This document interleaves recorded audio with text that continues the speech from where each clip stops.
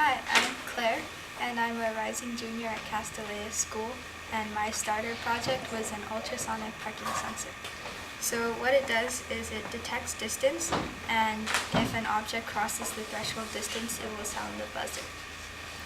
So it uses these two ultrasonic sensors, one of which emits an ultrasonic sound wave, which bounces off of an object and returns to the receiver, which transfers that sound wave into electrical energy.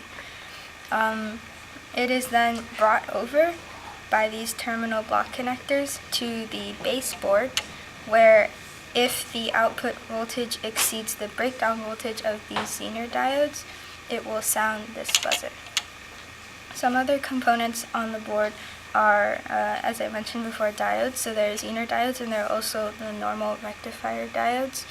Diodes only allow current to flow in one direction, but the special thing about Zener diodes is that they allow current to flow in the reverse direction if a certain voltage is exceeded. There are capacitors. There are two types of capacitors on this board, ceramic capacitors and electrolytic capacitors.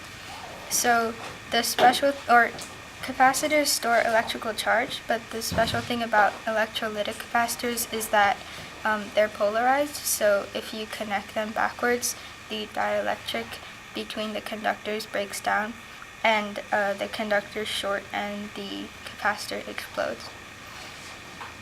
Capacitance is measured in farads, but that's a very large unit, so usually you only see microfarads, or for these little guys, nanofarads.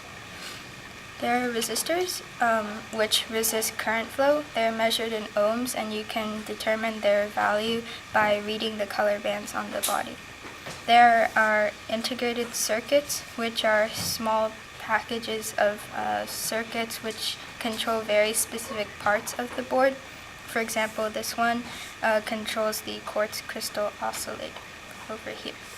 All of the integrated circuits sit on sockets for two reasons. One, so that the ICs are easily removable, and second, to protect them so that they aren't soldered directly to the board because they don't have heat sinks to protect them from the heat. The quartz crystal oscillator oscillates at a very specific and constant frequency, which maintains a clock signal for the entire board so that all the ICs can stay in sync. There's a trim potentiometer here, which acts as a variable resistor.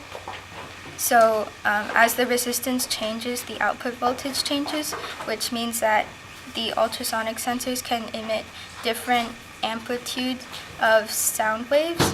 The larger the amplitude of the sound wave, the longer it can travel, so the larger the distance that the sensors can detect.